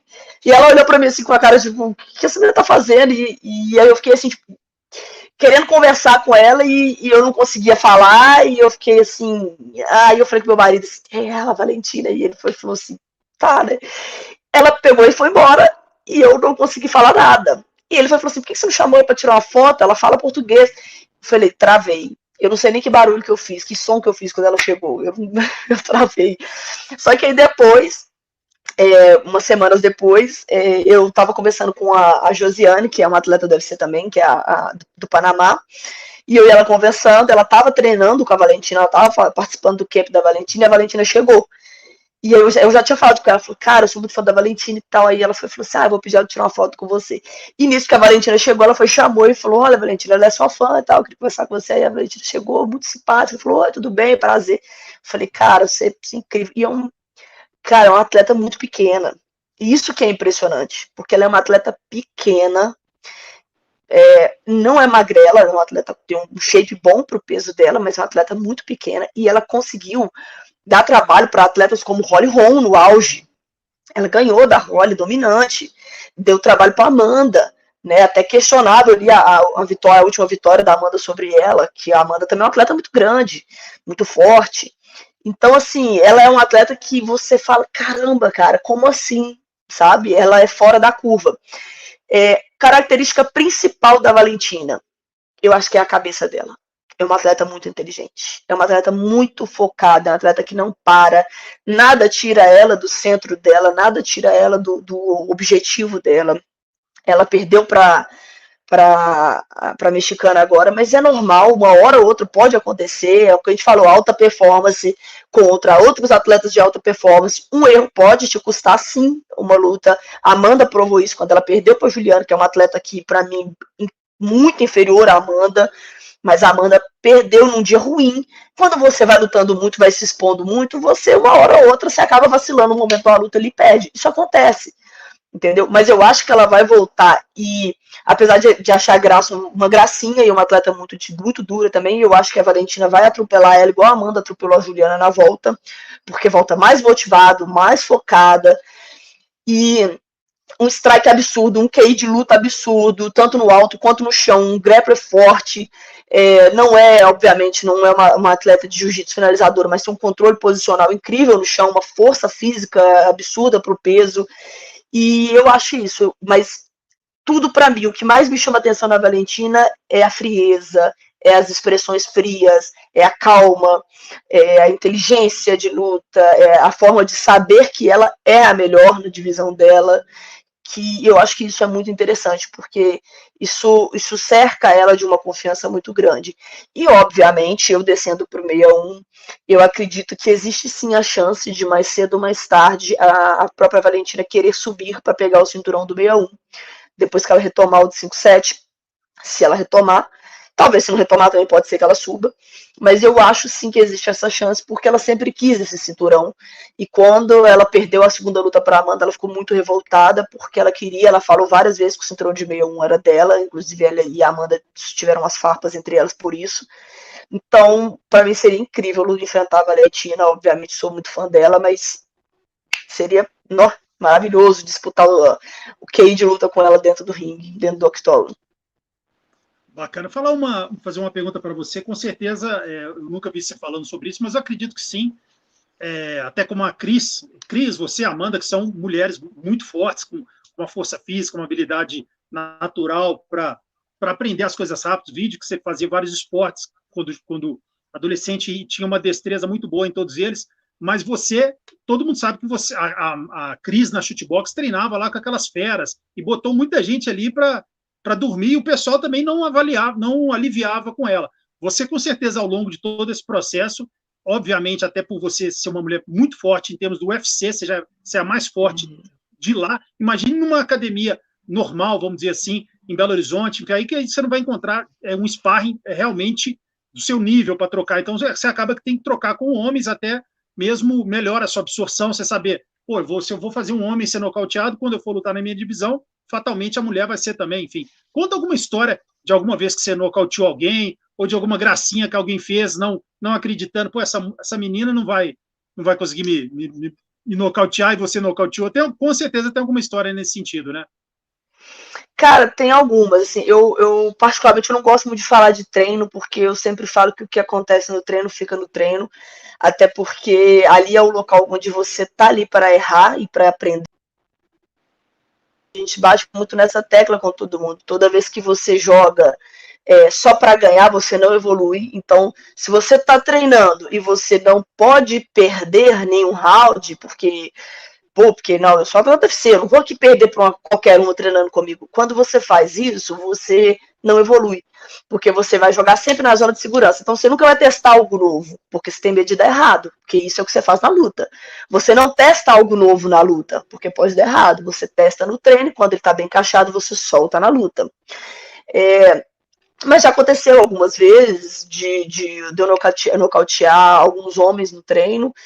Se eu não me engano, foram 4 ou 5. E todos, se eu não me engano, com a perna esquerda. O chute com a perna esquerda. Com a mão eu já bambiei, mas eu parei. Eu não foi tipo e o cara caiu. Já bambiei, e aí eu parei, esperei a pessoa recuperar, retomar a consciência. Mas assim, coisas de luta assim que acontece, e eu sempre gosto muito de conferir mesmo, né? Eu sempre falo isso com a galera, luva de MMA, você treina técnica, mas pelo menos uma vez por semana a gente bota o luvão na mão, bota uma cadeleira dura, uma joelheira, cotoveleira, e vai para os 5 minutos sem perder a amizade, porque é bom. Eu gosto, eu me divirto. E eu gosto de treinar com atletas homens porque eu me sinto mais confortável para bater. Dessa última vez, desse último camp meu, eu trouxe até 3 atletas de fora, dos estados de fora, e são atletas que vêm, uma até bem grande, né? Uma que tem 1,80 m, pesava 84 quilos, uma outra que tem um grappling absurdo, que já até lutou no Contender, que é a Claudinha, e uma outra que tem um kickbox, que é um atleta de 71 quilos, mas tem um kickbox excelente, foi campeã brasileira de kickbox. E foi um camp que eu me diverti, porque ao mesmo tempo que... Porque quando você treina muito com um homem, você também fica muito reativa. Eu treino com o Fernando Mendes, que ele é o número 1 do Brasil hoje. O cara é o dono de cinturão do SFT, provavelmente em breve vai estar no Contender. Um cara muito duro. Então, quando você treina muito com homem, te deixa essa parte boa, mas também te deixa muito reativa, porque a explosão muscular de um atleta masculino e de um atleta feminino do mesmo peso é diferente. Então, por mais que eu seja muito forte, a recuperação dele entre um round e o outro é melhor do que a minha, porque isso é genético. O tempo de entrada, de entrar para derrubar e voltar, e entrar de novo e derrubar, e entrar de novo e derrubar, de um homem é maior do que de uma mulher. Vocês recuperam muito mais rápido, porque vocês têm testosterona mais aguçada. Então, isso acaba causando o quê? Isso estava me deixando um pouco reativa, porque quando eu ia lutar com as mulheres, eu achava que elas iam entrar com a mesma explosão muscular que um cara entrava para me derrubar. E isso te deixa mais travado, você não solta o jogo, você fica sempre na defensiva, entende? Você tá sempre assim, tá, ele vai entrar agora, eu vou defender, depois eu bato. E aí você acaba que não bate. E aí quando chegava na luta, eu via a mulher parada na minha frente, mas eu tava esperando ela entrar rápido. E aí eu também não batia. E quando ela entrava, eu falava, caramba, essa velocidade você vai entrar? Só que até destravar a minha cabeça durante a luta, às vezes eu não soltava o jogo. Então foi aonde a gente teve essa ideia de trazer as meninas. E trouxemos atletas com nível altíssimo. Cada um da sua área, mas nível altíssimo. E aí foi aonde eu consegui soltar mais o jogo, botar mais volume, botar pressão, né? Meu marido sempre falou isso comigo. Ele falou, cara, você tem a mão muito pesada. Você tem que começar a marchar para dentro e bater. porque ninguém vai ficar em pé na sua frente, entendeu? E aí foi ele trazendo as meninas. É diferente você botar a mão na mulher, o jeito que ela reage é diferente. E as meninas começaram a acusar golpe, muitas das vezes, né? Tipo, você conectava a mão às meninas, você via que ela sentia e eu recuava um pouquinho, mas dava para entender ali que se fosse um cara teria absorvido muito melhor e talvez eu não teria tanta confiança naquele golpe. Então, isso foi me ajudando muito nas entradas de queda, porque eu conseguia ver muito mais fácil, brigar, defender, reverter as posições com muita mais facilidade. Então, é isso. É um ponto muito positivo treinar com homem. Nessa parte de off-camp, por exemplo, eu gosto de treinar com homem. Grep, eu gosto de treinar com homem, principalmente os sem kimono, que são muito dinâmicos, muito explosivos. Isso me deixa muito explosiva também. Trocar a porrada, botar o luvão, sair na mão, mas quando você vai fazer um camp, montar uma estratégia, eu acredito que o ideal realmente é que você tenha alguém que tenha o mesmo sexo que você, a mesma proporção física que você ali. Tanto que eu sempre trago atletas mais pesadas ou o mesmo peso que eu e que tem ali uma experiência boa também de luta, né? Que tragam essa dinâmica de boa para mim. E é isso, foi o primeiro camp que eu contratei as meninas para fazer e eu achei incrível. Quando eu estava nos Estados Unidos, eu treinava com as americanas lá, mas elas fugiam de mim nos sparres, e aí, no final das contas, eu estava treinando com os caras, porque elas não gostam muito de treino duro, e aqui no Brasil isso é uma qualidade, as atletas brasileiras são difíceis demais, são tudo porradeira. Então, cara, você pode estar ali batendo nela, ela vai continuar entrando para dentro de você. São muito porradeiras aqui do Brasil, elas não respeitam a mão de ninguém, não me respeitam por eu ser atleta do UFC, isso é muito bom durante o sparring, só que lá fora não. Lá fora eu treinei com atleta russa, com atleta da China, com americana, com australiana, cara, todas elas recuam, quando eu conectava a mão elas recuavam, aí na hora de fazer sparring, eram 5 rounds, elas sumiam da minha reta e eu ficava assim, tipo, cadê todo mundo? Aí meu marido tinha que ir lá e conversar com o dono da academia e falar, cara, cadê as meninas do peso? Tinha, tipo, 6 atletas do meu peso, na hora do sparring elas sumiam de perto de mim. E aí eu tinha que fazer 3 rounds com meninos e com muita dificuldade ali eu arrumava 2 para fazer ali comigo também. Então foi um dos motivos pelo qual eu falei, cara, não vou ficar aqui nos Estados Unidos, eu vim aqui para treinar com mulher, nem mulher tem. E aí eu voltei pro Brasil e aqui eu contrato as meninas para vir treinar comigo. Porque aí eu escolho a atleta que eu quero. Tipo, essa aqui tem um perfil parecido com a minha adversária, ou é uma atleta dura, que tem um jiu-jitsu muito bom, o wrestling muito bom, isso vai me dar trabalho. E aí a gente traz as atletas que tem, principalmente, isso foi muito comentado no meu camp, todo mundo me mandava muito, tipo, caramba, onde você arrumou essas mulheres? Parece um dinossauro. Mas é porque eu prefiro treinar assim, porque eu traria essa dificuldade do físico delas pra mim, entendeu? Eu não gosto de treinar com gente menor que eu. Então eu realmente busquei as mulheres que eram até mais largas que eu. Foi bem engraçado assim, a foto, todo mundo comentava isso. Deixa eu fazer uma pergunta, você até falou, deu uma mapeada ali, seja antes, você e o seu esposo, antes mesmo tanto da luta quanto com a Aspen e com a luta que não aconteceu, mas que aconteceria com a Holly, você já sabia exatamente o que elas iam fazer, ou seja, queira ou não, apesar de serem atletas duras, se tornaram previsíveis, né? E você, um dos diferenciais seus é que você não é previsível. Muita gente acha que ela vai chegar naquele strike avassalador, não. Aí você tenta fazer o primeiro round mais cauteloso, você muda tudo que a pessoa está achando de você, e você acha que esse é um dos grandes diferenciais hoje em dia, tanto para você como para todo mundo que quer fazer sucesso, tentar ser o máximo, deixar a previsibilidade de longe o máximo possível na carreira? Sem sombra de dúvidas, porque o MMA ele é uma luta que você precisa ser agressivo, mas você precisa ser inteligente também. Então a gente traz muito isso, né? Essa questão de variar o jogo, variar. Já tinha, se eu não me engano, as últimas 2 lutas eu não tinha trabalhado muito o meu jogo de chão. E aí eu falei, cara, eu vou lutar contra a Chelsea, por exemplo, que é uma atleta faixa marrom de jiu-jitsu, tem das outras lutas dela, ela usava muito esse jiu-jitsu, né? Ela se bolava, botava os para baixo e fazia ground pound, saía muito em armlock, raspava. E ela sempre postou isso, falando assim, meu jiu-jitsu é melhor do que o dela, se eu botar para baixo eu pego, eu não sei o quê. E acredito que ela achou que eu ia ficar só na trocação. E eu já tinha conversado isso com meu marido antes, e ele falou assim: olha, você vai bater nela, ela vai sentir seus golpes, mas ela vai continuar vindo para dentro, porque é uma característica dela, ela é uma brigadora, então nós vamos surpreender, vamos botar para baixo, vamos começar a botar ela para baixo. Toda vez que ela começar a marchar demais para dentro, a gente conecta a moldura e bota para baixo. Porque isso frustra o atleta, porque eu não sei da onde que essa galera tirou que eu não tenho jiu-jitsu, sabe? Isso é uma coisa que eu acho muito engraçado. Mas tem muitas adversárias falam isso, tipo, eu vou derrubar ela e vou pegar no chão. Cara, eu treino jiu-jitsu há 13 anos e treino muito, eu só treino sem kimono, eu não treino de kimono mais, já tem 7 anos, se eu não me engano, e eu parei na faixa marrom há 7 anos atrás, quando eu graduava, mentira, 5 anos atrás, quando eu treinava de kimono. Então, só de faixa marrom já tem 5 anos. Já era para ser preta há muito tempo, só que eu não treino de kimono mais, então eu parei de graduar. Eu treino só o sem kimono, o wrestling e o grappling, porque é as posições que eu acho que me favorecem mais no MMA. Então eu não sei de onde, eu treino muito wrestling, eu treino wrestling 3 vezes por semana, que é essa troca de posição, principalmente de grade, levantada técnica, tanto que eu levanto muito rápido.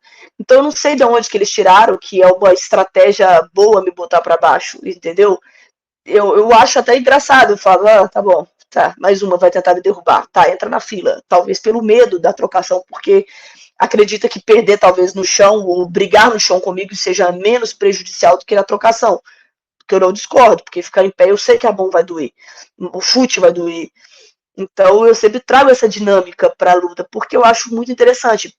Quando eu fui lutar contra a Danielle Wolfs, que era uma boxeadora, e todo mundo, eu passei a semana inteira escutando todos os entrevistadores falando comigo assim, ela era da seleção olímpica de boxe americana, é uma atleta com 67 vitórias no boxe, são 32 ou 25, não sei, um dos dois, de nocautes no boxe, você não pode boxear com ela. Eu falei, não posso não, vamos ver se eu não posso. No primeiro round eu troquei a base, joguei de canhota, boxeando e chutando.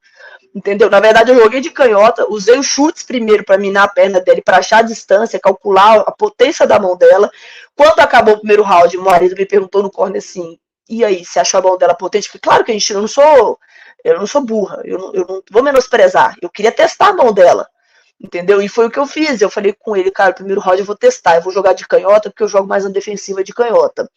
E eu joguei de canhota para ela não conectar o direto dela, porque na base espelhada ela não conseguiria conectar o direto bem. E eu conseguiria ir pontuando e marcando a perna da frente dela. Quando acabou o primeiro round, ele me perguntou, e aí, o que você achou da mão dela? Eu falei, não tem peso nenhum. Ele falou, então agora você volta pra desce e boxeia com ela. E foi onde eu voltei pra desce e dele eram os 2 knockdowns no segundo round, no boxe. No terceiro round, eu já tinha ganhado 2, ele falou, cara, ela vai vir por tudo ou nada. Ela não tem nada a perder, você tem 2 rounds a perder. Então você vai botar ela pra baixo agora. Eu falei, beleza. E ela veio pra briga, eu fingi que ia brigar com ela e botei pra baixo e ele no chão a gente engoliu. Então, você tem que ter dinâmica, você tem que ter estratégia de luta, conhecer bem seu adversário, saber o momento de cada estratégia ser colocado e ser completo. Eu acho que o MMA é isso. O MMA, ele hoje é de quem é completo. Se você não for completo, alguém uma hora ou outra vai conseguir te engolir, né, dessas posições. E eu ainda acredito que não soltei tudo, porque no treino eu trabalho muito joelho, muito cotovelo, eu tenho essa de machucar muito com o cotovelo e joelho, né, na parte do MMA, ali nos treinos de sparring, muito chute na cabeça, que por algum motivo eu ainda não consegui soltar na luta, mas eu tenho uma habilidade muito grande com as 2 pernas chutando na cabeça, pegada pelas costas, mata-leão é outro golpe que eu ataco muito nos treinos, e na luta eu ainda não consegui fazer. Então eu sei que ainda tem algumas coisas que estão destravando aos pouquinhos. Às vezes meu marido fala isso comigo, ele fala assim, sabe por que você é muito travado ainda na luta? Porque você pensa demais. E eu falo, é verdade. Porque eu sempre penso assim, não, se eu fizer isso, a pessoa vai ver, não é possível. Eu falei isso até com a luta da Chelsea, eu mandei 2 jab diretos seguidos na cara dela, ela tomou os 2, eu falei, não, tem que variar esse golpe, porque não é possível que ela não tá vendo, ela vai ver, ela vai me contra-golpear. E ele falou isso comigo, ele falou, por que você parou de dar jab direto? Tava entrando. Eu falei, cara, eu achei que uma hora ou outra ia ver, ela ia pegar o time do jab direto. Ele falou, cara, não é assim, as atletas não são assim, não é todo mundo que tem o QI que você tem, pode conectar de novo, que vai entrar. E ele fala isso pra mim, ele fala, você pensa demais, por isso que você não tá nocauteando, você tá pensando demais. E eu falo, tá, uma hora a gente vai soltando o jogo ali, vai ser mais interessante ainda, a cada luta eu acho que eu consigo trazer uma arma nova. Mas eu ainda não soltou todas, não. No treino, eu ainda tenho muita mais habilidade. Bom, para as duas perguntas finais, uma delas fala exatamente dessa luta contra a Chandler, foi uma luta que teve toda uma hype, teve aquele famoso vídeo que estava no seu próprio Instagram e que rodou em todas as mídias que cobrem MMA, e depois o pessoal salvava esse vídeo e mandava para todos os grupos, todo mundo, nossa, essa luta o bicho vai pegar, hein? Nossa, ela tá nervosa mesmo, tal, com aquele negócio todo. Fala um pouco para a gente sobre aquele momento e depois o momento da luta em que claramente ela correu, aquele negócio todo, que já viralizou, já vai ser um dos momentos mais icônicos da história do MMA, e hoje mesmo o próprio grande Antônio Rodrigo Nogueira, o grande Minotauro, escreveu lá no seu Instagram, pô, aquela cena, ainda escreveu assim, a cena da menina correndo não sai da minha cabeça. Então, assim, e como que você vai... Fala um pouco pra gente o que levou, de fato, dessa vez, que deu para ver que você levou, assim, pelo menos ali na pesagem, pro pessoal. É lógico que depois seu esposo deve ter calma, não... mas você estava pilhada e na hora da luta ela teve o que ela merecia, enfim. Conta um pouco pra gente sobre tudo que aconteceu nesse aspecto. E, é lógico, a luta foi no peso pena, que não vai existir mais, e a sua próxima luta vai ser no peso galo. Como que você vai aproveitar essa hype sua para já, tipo, promover a luta, lembrar do pessoal, olha, a próxima, não é do seu feitio isso, mas fazer alguma coisa, a próxima eu vou fazer correr pior do que a outra, alguma coisa assim, mesmo que de leve, para tentar promover, e também que você sabe que, queira ou não, tem um peso esse tipo de situação, né? Você não precisa de fazer o trash talk, mas ser uma pessoa um pouco mais provocativa, alguma coisa assim, se você pensa também em aproveitar essa parte, e se você acha que pelo nome que você tem, pela hype, já com uma vitória contundente, por exemplo, nocaute, você já teria o title shot na sua segunda luta no retorno no peso galo. Fala um pouco sobre essas 1000 perguntas em uma. Nada, dá para responder tudo numa resposta grande, longa. Então, na verdade, assim, eu achei muito engraçado, porque muita gente ficou me mandando mensagem até falando, não, você tem que se acalmar, você precisa se acalmar. Cara, eu nunca estive nervosa com a Chelsea, essa é a realidade. O que acontece foi que, assim, a Chelsea falou muita merda desde que... Antes dela casar a luta comigo, quando ela entrou no UFC, ela me mandava mensagem no direct. E eu conversava com ela, dava dicas para ela. Quando casou ela, a Danielle Wolfs, eu tinha acabado de lutar com a Danielle. Ela me mandou perguntando o que eu achava, como que ela poderia vencer a Danielle. E eu conversei com ela, dei dicas, falei, olha, só fica ligado que ela é bem rápida e tal. E conversando com ela lá, você acha que eu ganho? Eu falei, cara, acho que sim e tal. E a gente chegou até a casar entre nós duas uma luta. Porque eu cheguei a mandar, ela falou assim, eu tô tentando arrumar uma luta no meio do peso pena, mas eles não estão me dando. Eu falei, cara, eu também tô sem luta. Vamos tentar casar a luta? Ela falou, vamos. Eu mandei pro meu empresário, ela mandou pro dela, eles mandaram pro UFC, o UFC bateu e falou, não, a Chelsea não tá no nível de lutar com a Norma agora, nós queremos uma top 10 pra Norma, não vamos mandar a Chelsea. E aí me mandaram a Carol Rosa. Logo, tipo, na semana. Ela até me mandou assim, falou, cara, o que aconteceu? Eles falaram que não vai deixar a luta acontecer. Eu falei, cara, não sei. A resposta que eu tive foi que eles iriam mandar uma top 10 agora, que não seria você. E 2 dias depois eles mandaram a Carol e mandaram a Danielle Wolfs para ela. Então foi isso que aconteceu. Só que 2 semanas depois a Danielle Wolfs saiu da luta e ela ficou sem luta. E nisso ela conversava comigo muitas, tipo, uma vez por semana pelo menos ela me mandava mensagem. Quando eu lutei com a Carol Rosa, eu acho que ela foi tentar pegar um hype. E aí ela postou falando que minha luta tinha sido um lixo, que eu não era grandes coisas, que ela não me achava nada, que ela me nocautearia, me finalizaria no primeiro round, que eu não seria uma luta difícil para ela. Eu acho que ela começou a falar para conseguir a luta. E aí aconteceu esse negócio, né, do UFC falar que, olha, você teria que lutar com a Amanda agora, mas eu acho que a Amanda vai aposentar, e tem a Chelsea aqui que tá pedindo luta, e eu falei com ela que eu daria uma luta para ela. Tanto que não era pra luta ter sido em julho. Eu tinha acabado de lutar com a Carol. Eu lutei 2 meses depois. Eu falei, o UFC tem como ser em agosto. E eles me responderam assim, olha, não tem como ser em agosto, porque nós já prometemos pra Chelsea que ia ser em julho. Eu só preciso achar alguém. Mas se caso você não quiser, eu arrumo outra pessoa. Eu falei, não, tudo bem, eu luto, não tem problema, não tem mais ninguém, eu luto. Então, foi aí que começou o BO, porque aí ela começou a postar essas coisas. E quando o contrato chegou, eu não respondi ela, eu assinei o contrato e mandei o direct dela falando assim, te vejo dia 15 de julho. E ela não me respondeu mais. Então ali eu já vi que essa falação dela não me convencia. Porque eu sei o que é um atleta com a mente perigosa, um atleta, vamos dizer assim, um assassino mentalmente, um cara que tá pronto para matar ou morrer. E ela não era essa pessoa, mas ela queria pagar que fosse. E eu falei, então vamos testar. Quando a gente chegou em Las Vegas, eu não encontrei com ela, e eu tentei encontrar com ela várias vezes dentro do PI, mas a gente nunca casava. Os caras deve ser também não gostam muito, então eles ficam evitando que a gente se esbarre. E na hora da pesagem, ela chegou, eu já estava lá, já tinha pesado. Ela chegou, eu fui no médico, porque depois que a gente pesa, a gente sai, vai para o médico. Eu pesei, fui para a equipe médica para me avaliar, e ela chegou para pesar. E ela ficou encarando a minha fisioterapeuta e o meu outro treinador, que é o Bruce. Ela ficou encarando eles encarando ela, e ela encarando eles, aquele clima ruim. E aí eu cheguei. Quando eu cheguei, eles foram falar assim, ó, a Chelsea chegou, ela tá na fila de pesagem, ela ficou encarando a gente. Aí o Bruce falou assim comigo, olha, ele encarou, viu? Eu encarei de volta e ela ficou fazendo cara de mal pra mim. Aí eu falei, bom, interessante. Então vamos ver como é que ela vai reagir. E aí eu vi ela na fila, e aí eu parei, sentei, cruzei os braços assim na cadeira e fiquei olhando pra ela assim na fila. Ela cruzou o olhar comigo e desviou. E dali ela já não me olhava mais.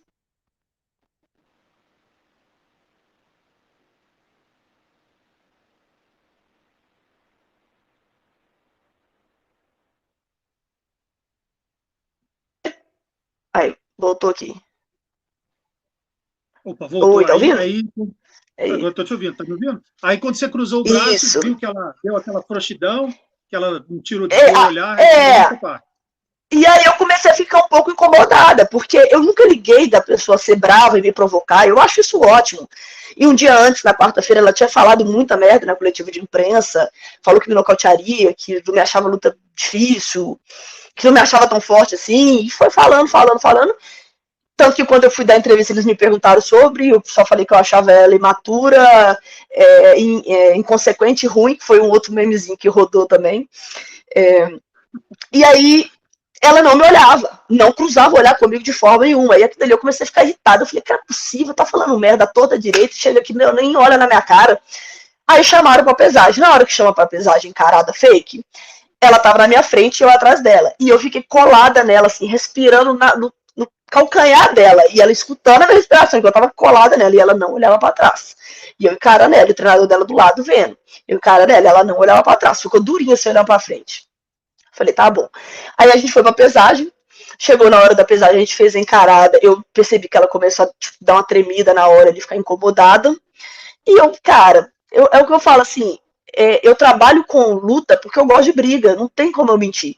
Eu fiz isso a minha vida inteira, entendeu? Então essa zona que muita gente se acha desconfortável, para mim é muito confortável, sabe? Essa parar e olhar na cara da pessoa, bater boca com a pessoa, isso é muito confortável para mim, isso não é algo que me incomoda.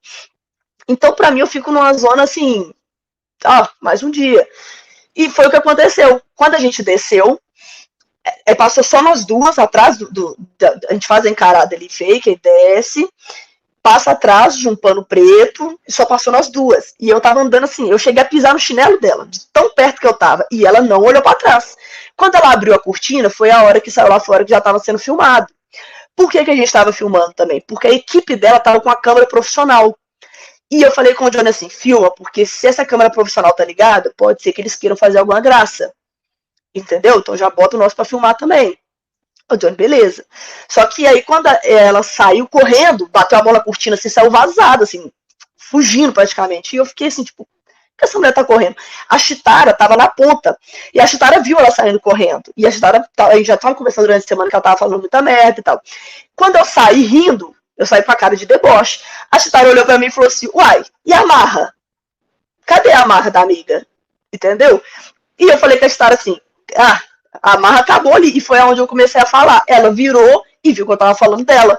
E aí, na frente de todo mundo, ela teve que reagir. Aí ela foi me mostrou o dedo. Eu falei, o dedo, tá. Como se eu nunca tivesse visto. E aí foi onde a gente deu uma esquentada ali.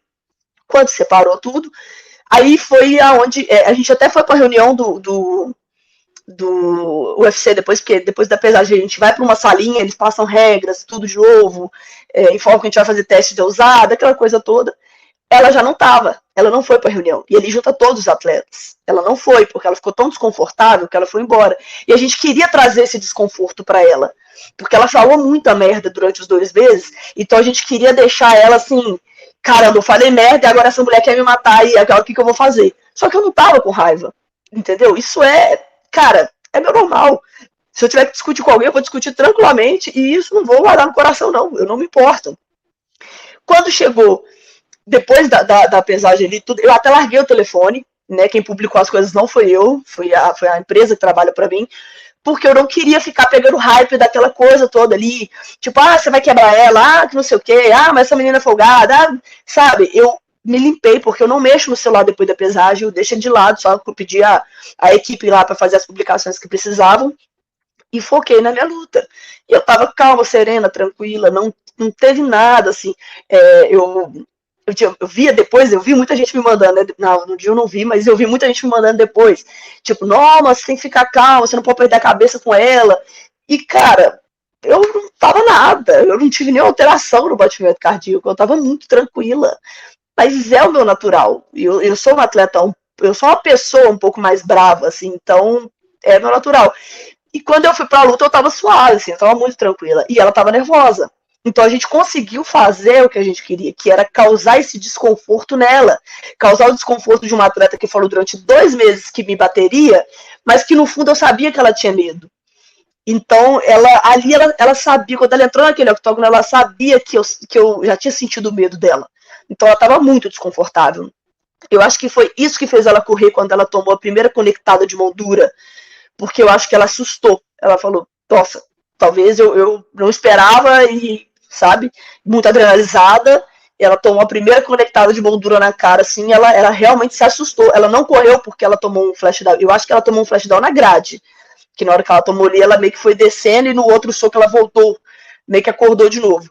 Mas no soco que pegou ali onde ela correu, eu acho que ela não tomou um flashdown porque ela correu bem, ela correu com as pernas alinhadas, mas ela sentiu a dor do golpe. Isso que eu percebi.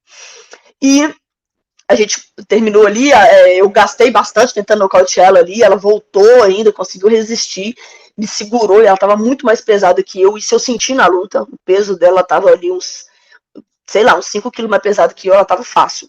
Então, eu tive que retomar ali, ela tentou me derrubar, eu reverti, a queda caiu por cima. E no segundo round, aí eu já comecei, né, o esposo já falou comigo assim, agora ela vai começar, ela tem que provar que ela é macho, porque ela falou merda e tomou um pau. Então ele falou assim, ela vai vir pra tentar pressionar. Agora é a hora de botar pra baixo, porque a pessoa esquece. Quando ela começa a apanhar no alto, a pessoa esquece que tem o chão. Entendeu? E isso é sempre muito interessante, porque a gente bate na pessoa em pé, a pessoa esquece que tem o chão, aí a pessoa cria coragem e fala, não, agora eu vou. E aí você bota a pessoa para baixo porque ela esquece de defender a queda. Se você entra já tentando derrubar, é muito difícil, a pessoa tá ligada ainda. Então você tem que fazer a pessoa esquecer que ela tá lutando contra um atleta que também tem grappling. E foi onde a gente conseguiu ir engolindo ela ali e fazendo o jogo, frustrando ela cada vez mais, até o ponto que ela já não sabia onde ela tava. Mas foi muito interessante esse hype, porque realmente eu acho que eu nem preciso talvez usar isso para as próximas lutas, porque eu sou assim. Então, a partir do momento que qualquer atleta abrir a boca para falar qualquer coisa negativa de mim, a resposta vai ser a mesma. Obviamente que não quer dizer que eu vou discutir com elas todas as vezes, apesar de, mas eu sempre vou dar respostas. A Juliana Penha postou essa semana mesmo, falando que bateria na Pennington e na Chitara na mesma noite, e ainda postou assim, quem mais aí quer uma surra? Eu fui lá e comentei, eu quero. Eu acho que seria muito interessante testar suas habilidades. Ela não me respondeu. Então o UFC quer isso. O UFC precisa disso, entende? É uma divisão onde que ninguém fala nada. Eu fico pensando, cara, como que a Juliana Penha pode estar ameaçando, de certa forma, toda a divisão e ninguém abre a boca? Como assim? Vocês estão com medo da Juliana Penha, entende? Então, pra mim, é muito natural ser isso. E aí depois eu repostei de novo, ela postou lá, falando, escolhendo que queria lutar com a Holly ou com a Misha pelo cinturão. Eu falei, cara, você não é a dona do cinturão, entendeu? Se coloca no seu lugar, você não tá com o título. Ela me ignorou solenemente de novo. E vai continuar ignorando, porque é luta ruim pra ela. Então ela não vai me responder. Entende? E eu acho que falta isso nessa divisão. E o UFC precisa de alguém que dê a resposta, que bata de frente, que faça uma frente forte, não só dentro, mas fora do cage também, para mostrar assim, olha, não, peraí, vocês estão, não virou bagunça aqui não, gente, a Amanda aposentou, mas vocês têm 3 brasileiras na ponta para brigar pelo cinturão ali de novo, 4, contando com a Carol Rosa, que também tá ali, eu acho que 7ª colocado, eu que vou subir ela, provavelmente eu pego a possibilidade de lutar contra a Irene Aldana, que é a sexta. Então, assim, seria eu, seria a Kathleen, que tá em quarto, seria a Chitara, que tá em terceiro, e seria a Carol, que eu acho que tá em oitavo ou sétimo, se eu não me engano. Não virou bagunça. A divisão vai acabar na mão de uma brasileira. É só questão de tempo. Vai girar ali, mas vai acabar na nossa mão. E eu torço para que as brasileiras peguem ali o cinturão, para que na hora que eu chegar, ninguém mais vai tocar essa geração, então deixa elas brincarem por enquanto ali, deixa elas pegar antes de mim, depois que eu chegar, acabou. Mas eu acho que é isso que o UFC sente falta, sabe? A Ronda era muito assim, a própria Cris era assim, a Valentina é assim, sabe? Falta a atleta botar a cara e falar assim, ei, peraí, você não me bate não, minha filha, você tá ficando doida. E eu acho que isso, o UFC já viu isso nas últimas lutas, que não é a primeira que eu respondo a atleta, mas essa principalmente eles conseguiram ver esse lado brigador meu, que talvez por ninguém nunca ter falado merda, nunca tinha usado assim com tanta clareza. E eles querem isso, né? A gente trabalha com isso, não adianta as pessoas fingir que não, mas a gente trabalha com a luta, e a luta ela exige um pouco de agressividade. Não adianta você achar que você vai jogar bonitinho ele todo o tempo, não, porque não é assim que funciona. Conor McGregor tá para provar isso. Exatamente. Vou para a pergunta final, fazer duas perguntas e uma até uma forma de homenagear o seu esposo, né? Que você vê tudo que você citou, estava ele te acalmou naquele momento, a luta, você estava muito afoito, ele falou, calma, por que você mudou o plano? Ou seja, não tem como falar da sua história de vida, lógico, ele é seu marido, mas também na sua parte profissional, que ele é a pessoa que te ajuda, está sempre com você, enfim. Fala um pouco da importância dele, até uma forma de homenageá-lo também, até fazer um corte especial, aí você mostra para ele, vai ser bem legal. E dentro dessa pergunta, uma outra, para finalizar, a gente sabe que você foi secretária da Vale durante, se não me engano, 5 anos, enfim, queira ou não, você deixou essa carreira, talvez, numa empresa que é difícil de entrar, você já estava lá estabelecida, aquela coisa toda, queira ou não, era um salário fatalmente melhor do que o que você teve ali durante muito tempo, ainda tentando galgar o seu espaço, né? Você largou por um sonho mesmo, porque a gente está falando de uma época que você não conseguia luta, que era tudo assim, você realmente largou algo concreto para um sonho, e hoje você vive desse sonho e é uma das referências. Hoje, se for fazer uma reflexão sobre você, quais as características principais que você tem, tipo coragem, determinação, que fizeram você ser uma vencedora e conseguiu ser uma pessoa de destaque, de sucesso, que ainda vai galgar muito isso? E a primeira pergunta, em relação à importância do seu esposo treinador. Cara, a importância dele é total, assim, pra mim, porque eu conheci ele quando eu comecei a treinar o Sandai, ele já era faixa preta. É um cara muito inteligente, assim, um QI acima da média, não só pra luta, tá? A gente até chama ele de Google ambulante, porque enciclopédia, assim. Ele é um cara que estuda muito, passa horas estudando. E é um cara que tudo que ele se propõe a fazer, ele faz muito bem. Tanto que ele estava incomodado com esse negócio dos médicos falaram que eu não bateria o 61, principalmente que eu teria que tomar remédio se eu quisesse bater o 61. E ele foi e falou, não, eu vou me formar e eu vou fazer isso acontecer. Ele ficou 4 anos se especializando, praticamente só no meu caso, para ele entender. E hoje eu tô com melhor performance, melhor shape, melhor performance, porque ele é realmente assim, a gente brinca e chama ele de nerd, ele é um nerd. O cara é bom. Ele descobriu uma nova profissão. Hoje ele atende várias pessoas, tá? Faz consultoria online, atende várias pessoas do mundo inteiro, não só do Brasil. Mas ele descobriu essa profissão decorrente disso, dessa situação, dele querer melhorar a minha saúde e minha performance. Então, é um cara fora da curva, em todos os aspectos. Que eu falo que ele é um cara que me acalma, que me dá motivação, que é um cara que, sabe, toda vez que tá numa situação, ele é muito mais calmo do que eu sou estouradíssimo, ele me chama de granada sem pino, porque eu tô sempre pronta para explodir, eu tô sempre pronta para chegar, e ele é ao contrário, é um cara que não perde a linha de jeito nenhum. A gente brinca que ele é um Buda, assim, a galera toda da equipe principalmente chama que ele é um Buda, e quando ele perde a cabeça nos treinos, porque ele é o treinador, a galera fica assim, nossa, hoje o pau quebrou, porque eu nervosa é normal, eu sou nervosa, ele não, ele é uma paz. Acho que é por isso que a gente dá tão certo. Então é isso, é um cara que é referência para mim em tudo que ele faz com muita boa vontade. Ele não luta mais hoje, ele era um lutador também de MMA, ele não luta mais hoje porque ele tem uma lesão no olho, ele perdeu a visão, a boa parte da visão do olho esquerdo dele, por causa de um soco que ele tomou no treino, e tinha que fazer repouso, não fez, atleta, teimoso, acabou dando problema no olho. Mas é um cara que treina até hoje em altíssima performance, inclusive ele estava treinando com o Strickland lá nos Estados Unidos, o Sean Strickland estava treinando, vai disputar o cinturão agora com a Adesanya. Ele foi o parceiro, o sparring oficial do Strickland durante o período que eu estava lá, porque o Strickland adorava ele, então chamava ele, falava, não, vem, vou fazer sparring tal hora, você vai, e o Johnny ia lá e treinava, assim, em alta performance, treinava com um outro canadense também, que é o dono do cinturão do Bellator, acho que até perdeu o cinturão há pouco tempo, mas é um cara muito fora da curva também. Então ele se mantém nativo, ele se mantém treinando bem, tem uma inteligência de luta muito grande também, mesmo ele não sendo mais um lutador. Então é um cara, assim, muito admirável em todos os aspectos. E toda vez que eu tenho dificuldade em alguma coisa, eu falo com ele assim, cara, por algum motivo, sei lá, eu não tô conseguindo sair dessa posição.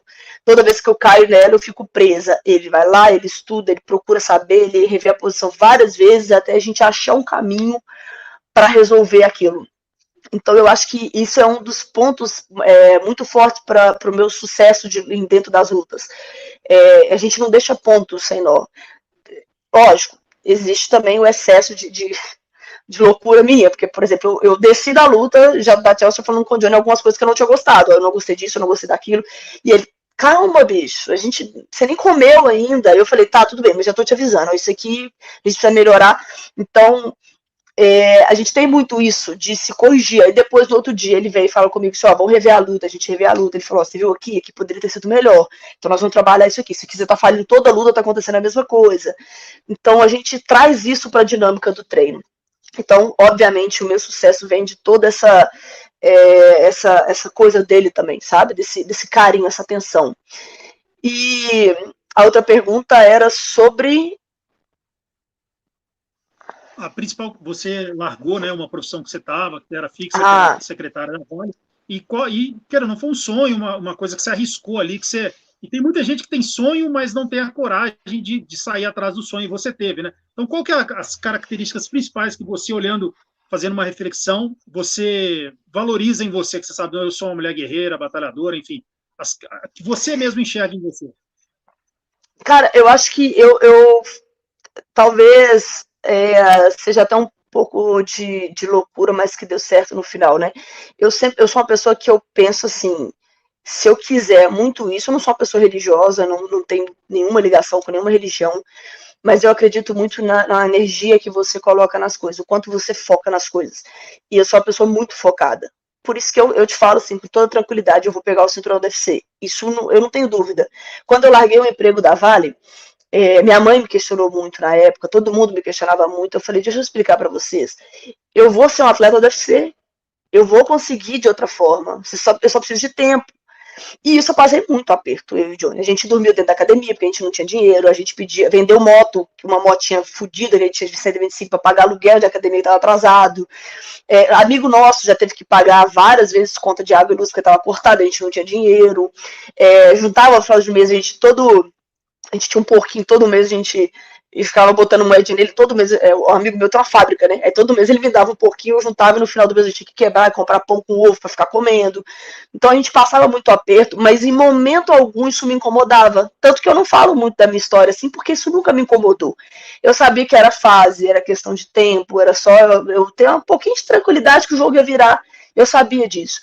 E eu não sei exatamente qual que seria talvez essa grande característica, acreditar demais, sei lá, ser convencida demais, pode ser que as pessoas vejam dessa forma, mas a única coisa que eu vejo é o seguinte, se você quer muito uma coisa e você coloca toda a sua energia nela, não tem como dar errado, entendeu? E eu sou de uma família que a gente veio criado só pela mãe, que meu pai abandonou a gente logo cedo, muito pobre, passando muito aperto por várias vezes, passando muita necessidade quando era nova, e eu tenho uma irmã formada em engenharia civil dentro da UFMG, uma mulher que passou na UFMG e formou com honraria, hoje ela é uma das das gerentes da empresa dela, com um salário altíssimo, um cargo altíssimo, vindo de uma escola pública, que nunca teve dinheiro para pagar um particular. E hoje, e a outra irmã, que é uma campeã de jiu-jitsu, uma menina que tinha problemas com depressão, crise de pânico e ansiedade na adolescência, mas que hoje tem uma das maiores equipes de jiu-jitsu, junto com o marido dela, que é o Caio Gregório Tim, aqui em Belo Horizonte, e é campeã europeia, campeã mundial de jiu-jitsu. Então, eu sempre tive isso muito forte na gente lá em casa. A gente sempre teve essa coisa assim de, olha, você quer? É só você gastar sua energia nisso. Entendeu? Todas nós passamos por situações, por momentos muito complicados. A minha irmã, na época da faculdade dela, por exemplo, que ela fazia na Federal, ela não tinha como trabalhar e estudar, ela não tinha dinheiro, que era tipo 75 centavos, eu acho, o almoço dela, ela não tinha. Então aí eu trabalhava na Vale nessa época, conseguia ter um salário, eu pagava para ela comer lá, eu comprava, ajudava ela, pagava os livros dela na época da faculdade. Então a gente sempre foi se ajudando. Quando eu comecei, larguei o emprego da Vale, ela já era formada.